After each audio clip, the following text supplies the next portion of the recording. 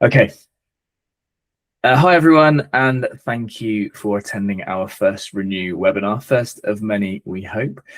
We thought it would be a good opportunity to jump on and tell you about all the wonderful things that we've been doing here at Renew since opening in September. We'll give you a brief history about the backstory of Renew and everything that's been going on since we opened, but also, and perhaps more importantly, how we are expanding our provision, not just in size, but in the quality and breadth of what we are offering from September, with new pathways, new opportunities, and new ways for us to meet the needs of more young people here in Somerset.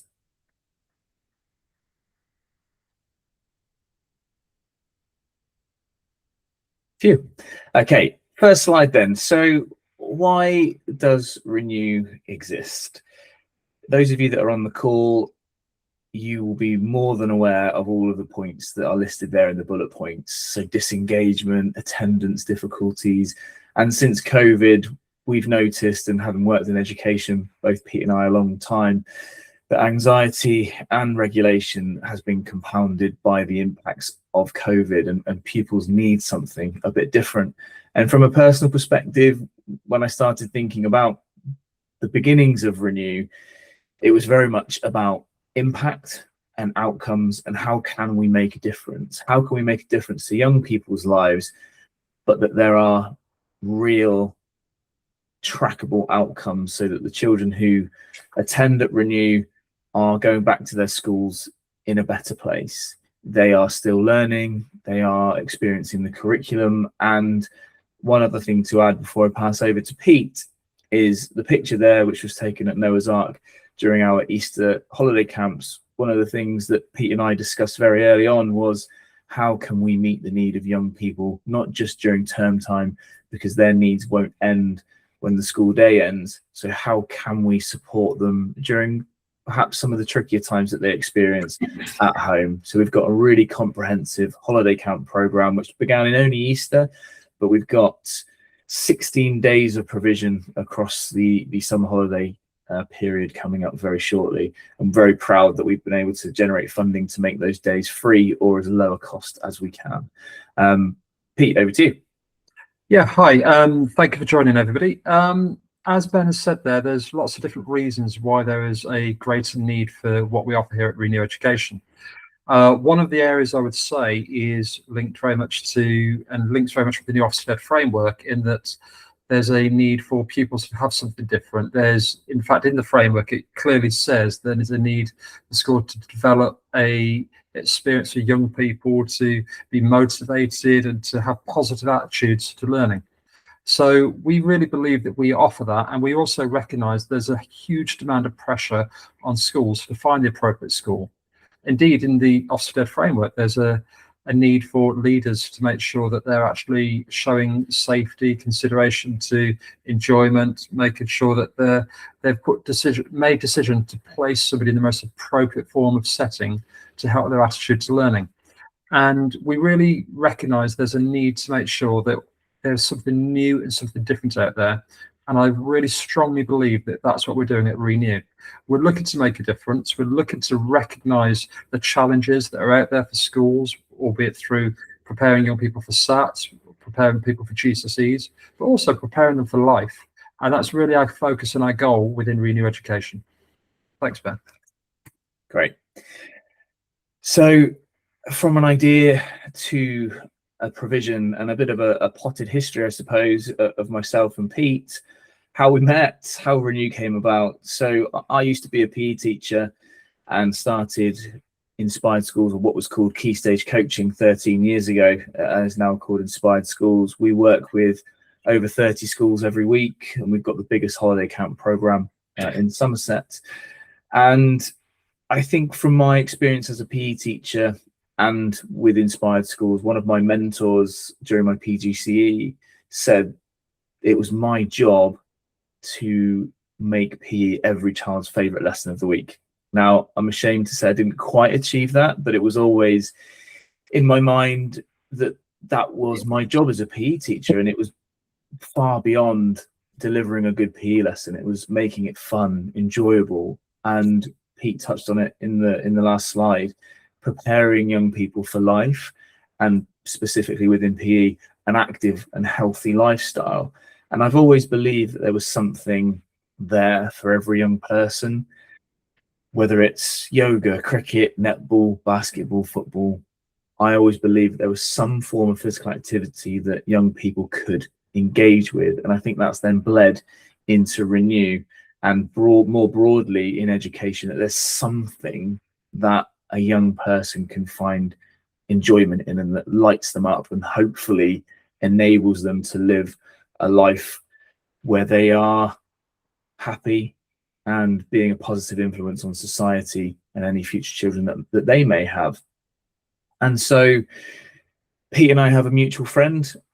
That mutual friend has encouraged me to start an AP for probably about 2 or 3 years, and I'd always sort of batted it away that, you know, I've not got the time to do it, and far too busy with Inspired Schools, which is still busy.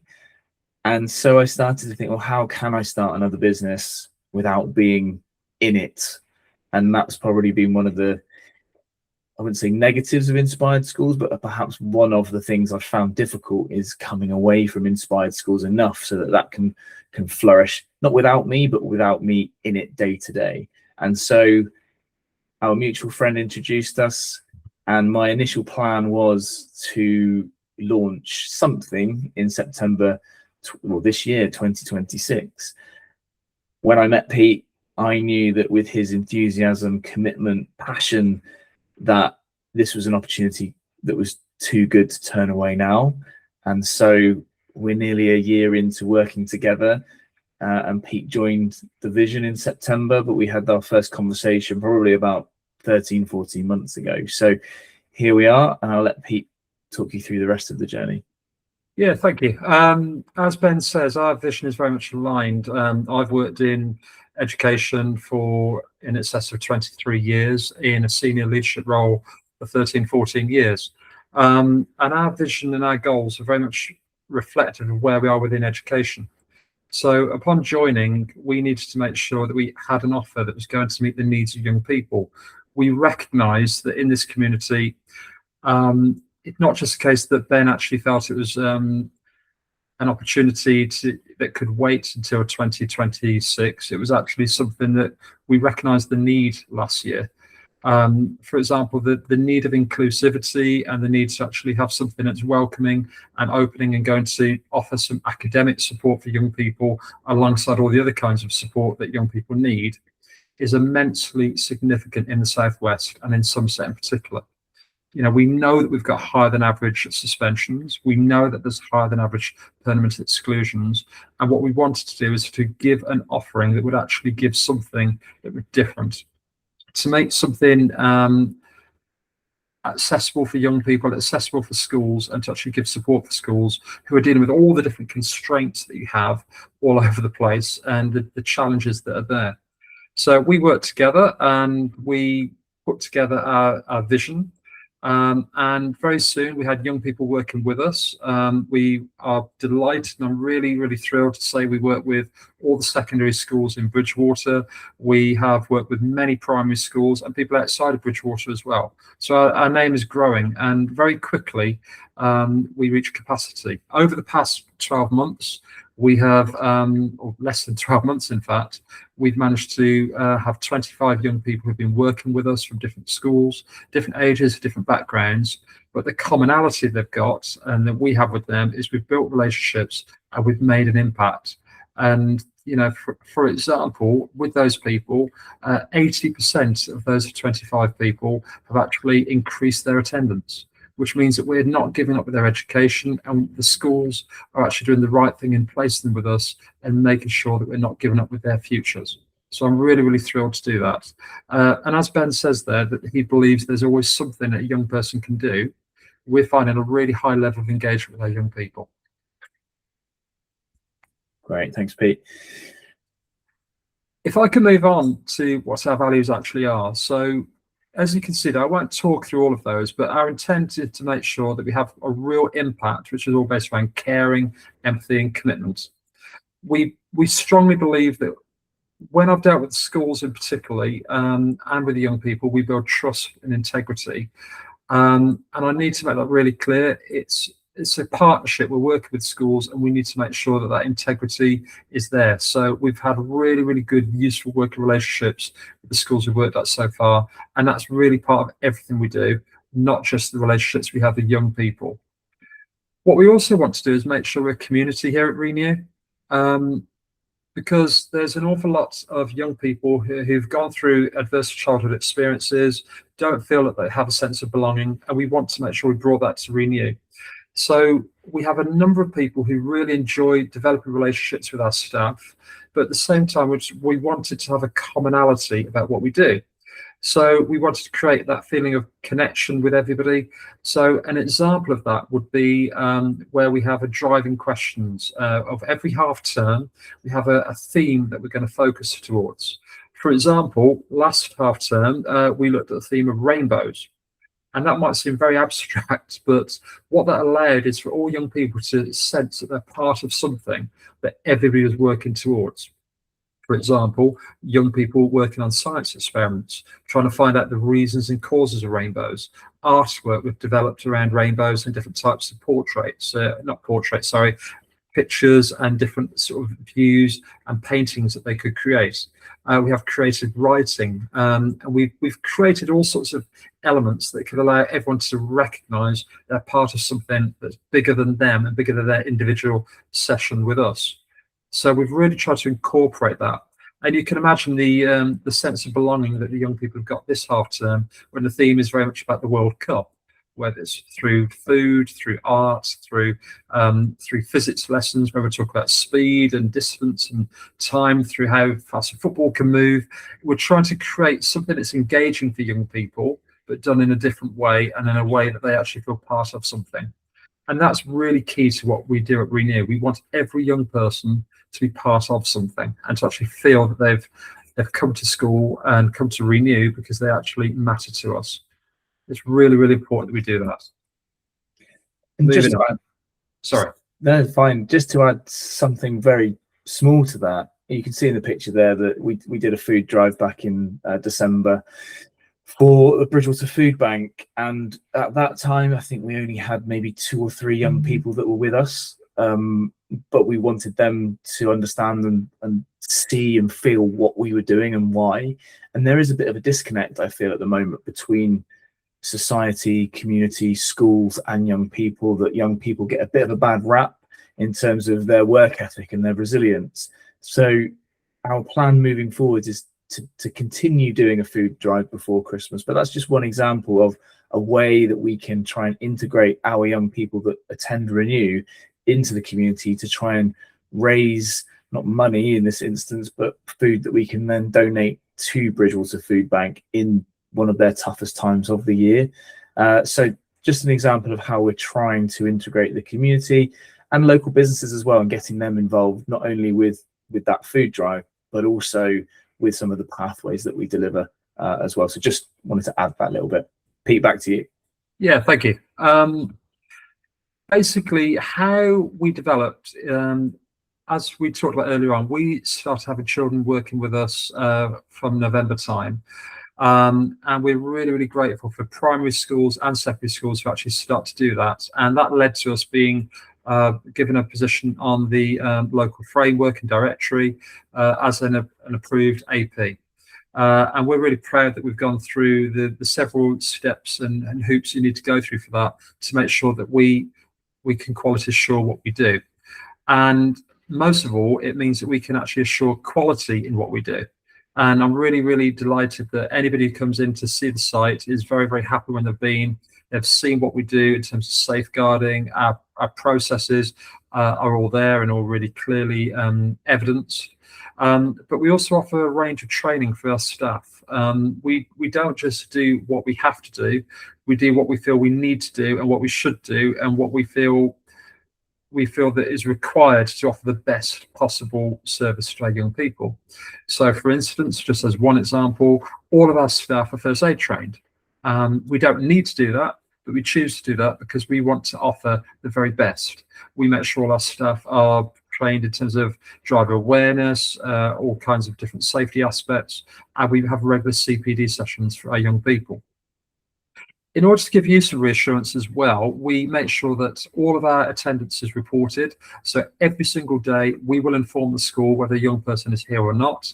We will chase that attendance issue up if there is an attendance issue, and make sure we're communicating really clearly with those commissioning schools who've actually entrusted that child with our care.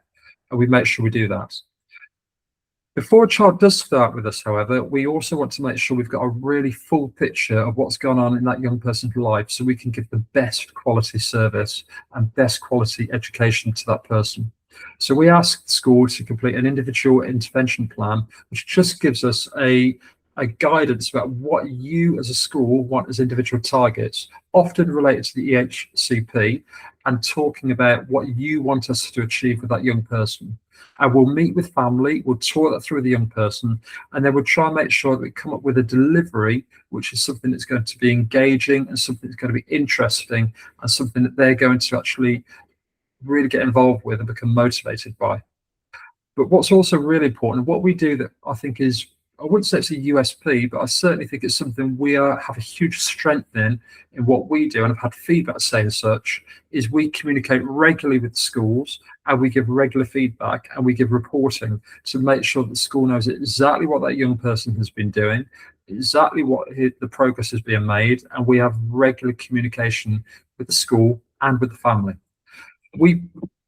Ben and I, we're both parents. We want to know what is going on with our children's lives. We expect that a parent should want to know what's going on with their child. And we also believe we deal with very caring and very, very, very committed schools. And we want to make sure we're giving that school all of the information that they need to know. Amazing. So, that leads perfectly on to what our stakeholders say. So a range of quotes here from parents, some from children, and some from schools and SLT members of staff. And without reading them all to you, there is a common theme there around communication being incredible from the team.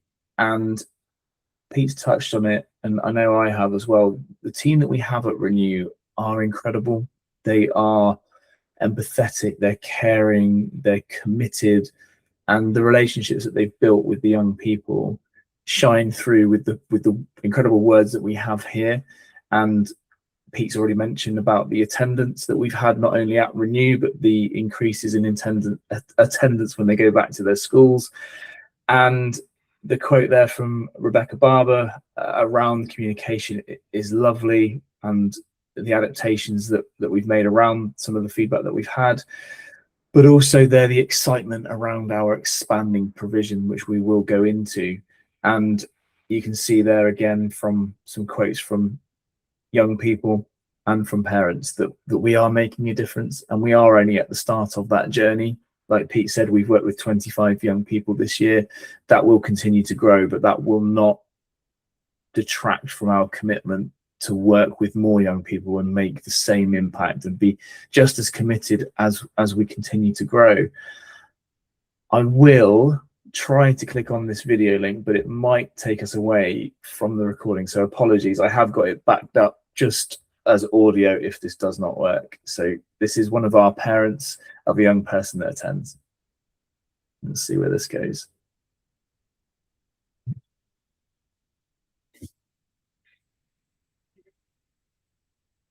Okay, I'm guessing that you can't see that. I certainly can't, Ben, now. Okay, I will give it one shot, otherwise it will just be audio.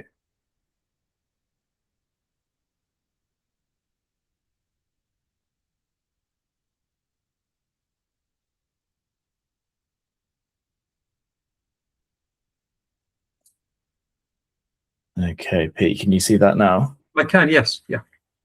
Okay, another challenge is if you can hear it. The only way we can describe the Renew Education team is outstanding.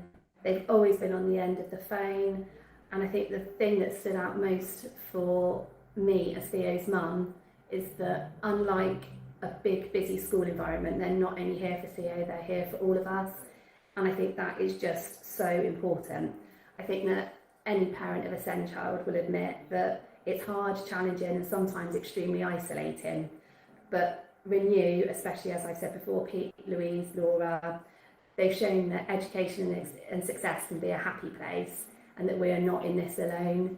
It's so nice to come to the doors to know that no matter what difficulties you faced at home, they seem to pick up on them and work with you to overcome them.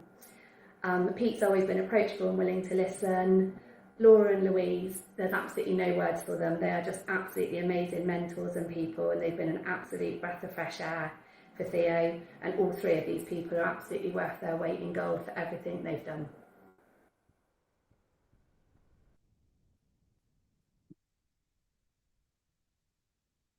Okay, hopefully you're able to hear that. I'll quickly click back onto the presentation. Just while I do that, and while this loads up, because I'm sure it might take a few seconds, I'm not offended that I'm never mentioned in any of these testimonials, honestly. But I think from my perspective and my own testimonial, oh no, that's not good. It says I can't share the screen.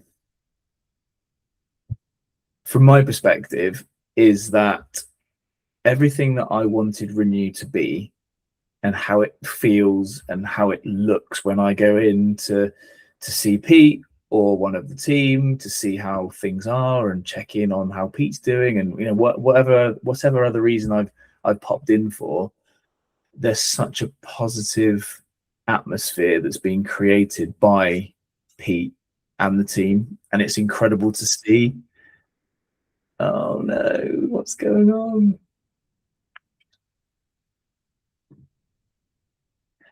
And anyway, the feel and my testimonial is that the atmosphere that Pete and his team in there have created is a welcoming, inspiring atmosphere for the young people to thrive and learn in. So that would be my feedback. So I'm trying to think what to do here, and I'm just going to see if I can actually have the slides on here, Ben. I don't know if I will be able to, so if you just bear with me. No problem. So the next slide, Pete, just so you know, is the young person's journey. Yeah. So whether you want to talk about L and his journey whilst I try and get this back up and running. No problem at all. Okay, so as Ben was saying, it's really, really important to us that young people have had a great experience. And I think the proof is in the pudding of what Ben showed there from Becky, who very kindly said those words. But we're not talking just about one young person. So we look at making sure that we recognise where a young person is coming from. As I said to you before, every young person that we deal with has come from some form of ACEs in one shape or form, whether it be through special educational needs, or whether it be through some kind of trauma or something that has actually triggered a difficult situation with their starting in life. We deal with a number of children who are emotionally based school avoiders, and there'll be reasons behind that. So we recognise that we've got a difficult starting point for these young people. But what makes the difference is our approach. First of all, as you can see there, we try and make sure they have a consistent adult and they've got small group learning. So we make things accessible. And the way we do that is through, first of all, having good relationships with our young people. I'm not going to say every single time it will always work perfectly. We might have to tweak things, but we try and have positive relationships. And we try and make sure that the learning and the activities are something that engages with that young person's interest. As I said to you earlier on, so we're talking about the World Cup with a number of young people that really, really does resonate with them, and you can engage an awful lot with what they would like to do, what they're interested in. So we make sure that the practical interests of a young person really does have a heavy involvement with what we do. And because of that, it makes the work very achievable, and it makes a situation where we can actually show evidence that there is progress being made. And obviously we communicate that with school. As I said to you before, we've got 80% increase in attendance of the young people we work with. We've got more people completing work. I spoke recently with a primary school who turned around and said to us when we were taking on a child around about 4 or 5 months ago, that child would, no way could we get that young person to put pen to paper. Just wasn't going to happen. And they were astounded when a month later, that young person, I was able to actually provide them with a scanned copy of a short story they'd written. And I'm not going to turn around and say that every single child has that same degree of success, but in their own way, every young person that we've had work with us has shown some degree of success. And I'm really proud of that. They've improved their confidence and they're in a better place, hopefully, in many cases, to re-engage with school life as a result of the work we've done. We heard from Becky earlier on talking about her son Theo, and I'm really grateful to Becky for sharing that.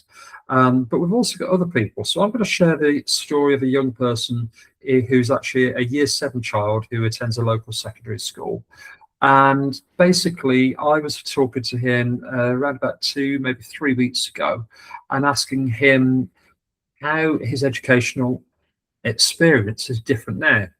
And the words he said really, really brought it home to me.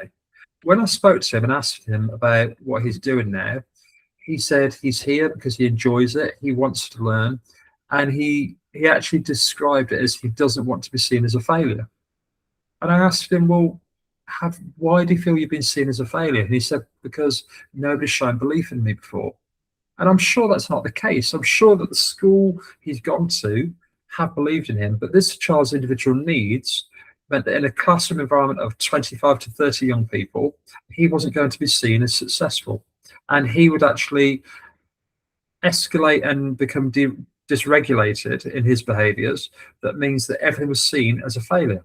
He's worked with us brilliantly, and he also told me that actually it's the first time he's been regularly attending education since he was in year 4.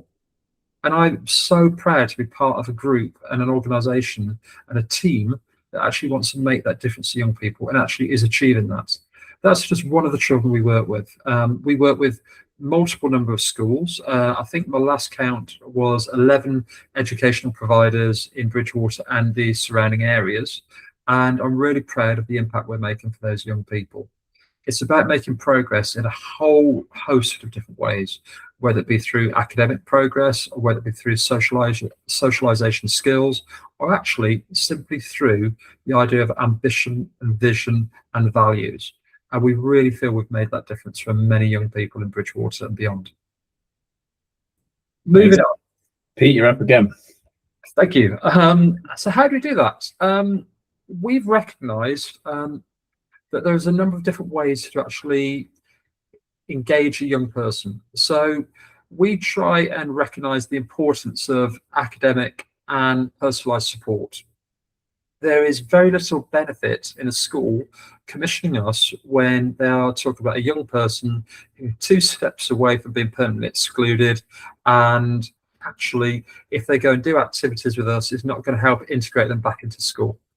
So I would always encourage a school to actually look at children who are starting to find things difficult, and there will be a genuine benefit of alternative provision.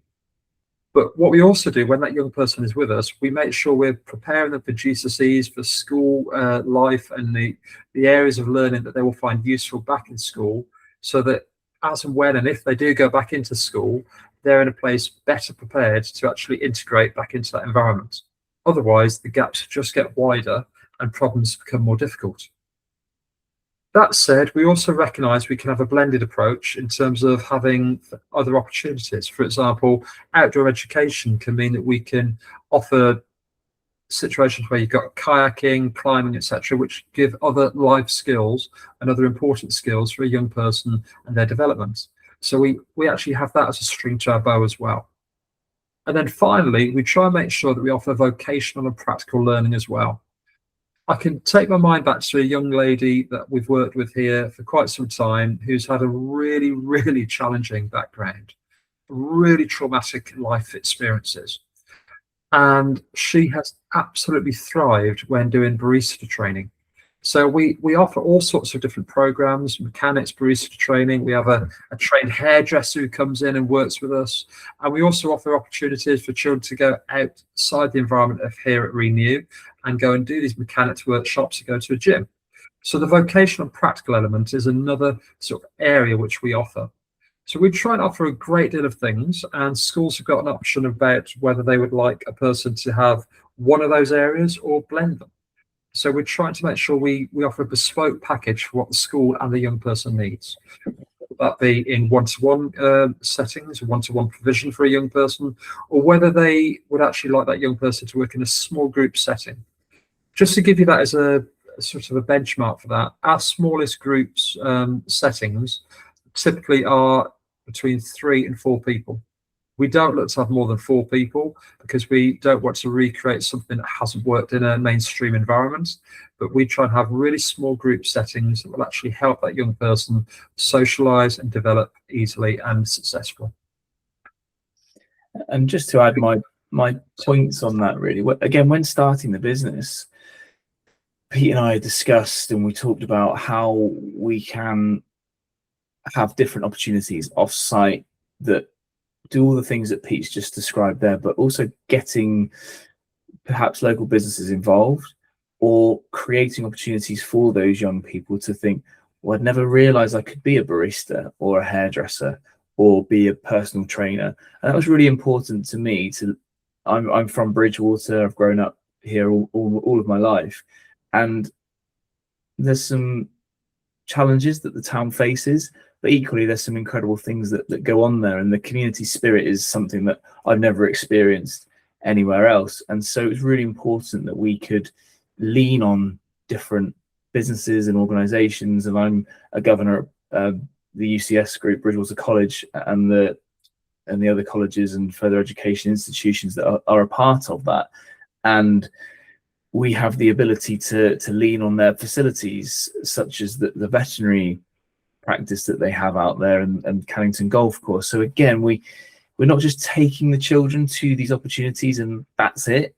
It's an opportunity for them to experience something different and then learn off the back of it. So to go to it's a licensed zoo that they have out at Cannington where they have meerkats and snakes, but it's not just a case of going and seeing them like you would do at Bristol Zoo. It's learning about their environments and how to care for them. What do they eat? Where are they from? What countries? What's the climate like there? So there's opportunities to learn off of the back of all of the offsite opportunities that we have. And we work really hard in the early stages to think, who do we know? How can we bring them together? And how can we utilize, probably not the greatest word to describe it, but how can we maximize the impact on our young people and utilize the opportunities that are in the local area? And I do believe that we've done that. And again, it's only the start. So the barista training, but then leading on to September, we can offer mechanics. And Pete's touched on the outdoor education relationship and partnership that we have, where we can do those incredible things. But it's not just a case of them going kayaking, the young people, and having a day out. It's teamwork and team building and communication and all of those things that you get from being in the outdoors. And we believe that by adding those new opportunities and those new pathways, it makes us a well-rounded organization, that we've got lots of different opportunities for young people. There will be some young people that we can't necessarily cater for, but we believe that we're doing all we can to meet the need of as many young people as possible. So yeah, that's my piece on that. I think whilst we're on that topic, and we'll talk about the next slide in a moment, but Bridgewater is a really unique community. I'm not somebody who's from Bridgewater, but as Ben is, but you know, when I first started working in Bridgewater, there's nothing quite like the carnival, the fair, the whole process and the whole sort of ethos about Bridgewater is about community, and it's a unique place. But what's been wonderful is some of these employers, so for example, White Feather Coffee Company have teamed up with us to actually support the barista training. And what that's allowed is a young person I'm thinking of, not only to realize their potential, but to realize they have potential, and to give them an avenue of thinking, actually, I've got aspiration that I could do that. And it's been absolutely fantastic. So we're really indebted and grateful to those people who are working with our young people. And we do so in a safe and a measured way and carry out the risk assessments. But actually, it provides so much to the opportunities for these people. And we're really proud of that. Moving on to our actual core provision. The way we work is, for those of you who may not be aware, that as a AP, we can offer up to 15 hours per week. Our sessions run at 2.5 hours for a morning or afternoon. You can have a full day or a half day. We try and be flexible so that we don't restrict a school and a young person's needs. And we offer that in any different setting, whether it be here or whether it be off-site in the gym, mechanics, or outdoor provision. We have got some discounts available, and we'll talk through aspects such as costs at a later point. But yeah, what we do is we can offer the one-to-one at a half-day or a full-day rate, and we can make sure that we're offering something that is accessible for a young person. So if you've got somebody who is finding it difficult to engage with education and they are finding that they've been out of education for quite a period of time, it would be foolish of us to turn around and expect a young person to come in and do 5 hours a day, X number of days a week. So we can actually offer something that is bespoke for their needs. And that's what we're all about, making sure that we can meet young people's needs. The pictures you can see there, obviously we're taking on board the fact that we have to be careful of safeguarding and data protection. So you can see why we've hidden the faces of those young people. Are people enjoying the experience they're doing, whether it be mechanics or at the gym? And we're really, really grateful to the people we work with, but we're also grateful to young people who are truly, truly enjoying the experience they have. And yeah, we've got an awful lot of things we can offer, and we'd be happy to talk about that with you guys. I'll pass over to Ben, who could talk about how you can do that and the next steps for future communication with us. Absolutely. We'll save the questions until the end, but we realise that there's only a couple of weeks left, but we are planning ahead, and we do have bookings already confirmed for September. And yes, we are expanding our capacity through more offsite opportunities that we've talked about with mechanics and outdoor provision in particular. We do have the opportunity to increase capacity further from November, but even then we are limited in terms of the spaces that we can provide. Pete mentioned that the kind of size of our groups, we will never go bigger than that, and we would encourage you, even if you're not in a position to book a provision right now, to get in touch with us either at our email address or give us a call or drop us a message on social media, whatever works for you. And we are happy to jump on a 20-minute call with you to discuss any potential bookings for September, discuss that learner anonymously. And there will be some email communication coming out off the back of this webinar with further details in terms of the pricing that Pete mentioned as well, but our exact capacity, which we are going to go through before the end of the week, just so that we know what opportunities we've got on each day. What we are willing to do is to have those conversations with you now, and if you know that a costed plan is imminent or going to be agreed, then there is scope for us to have that conversation to get that young person placed for September, on the proviso that when that costed plan is agreed, that the invoicing can be backdated to the start of September. That might not be right for everybody, but what we don't want to do is, if you have a young person that you think this is perfect for, we don't want them to miss out. And I know that sounds like sales talk, but we are at capacity now, and we know that it won't be long in September until we reach that point again, and then we'll have to wait a few months till we can increase that capacity further. So please get in touch, even if it's just to find out a bit more about us and have a conversation. We'd love to hear from you. And if you want to come in and visit the site as well, we'd be more than happy to show you around and to show you our incredible staff in action. Peter, have you got anything to add to that? No, only to say that yeah, we literally are taking phone calls by the day, so we're very close to capacity in terms of the mechanics in particular. We've got a few places left for outdoor education, and we've obviously got a few places left with us, but not many left here. But our commitment is such is that rather than actually trying to take on and increase the group sizes, that goes against what we offer. We're looking to actually recruit more people if necessary, and as necessary to make sure we can give the provision we're determined to give. So yeah, I absolutely look forward to hearing from you, and yeah, just thank you for your time. Great.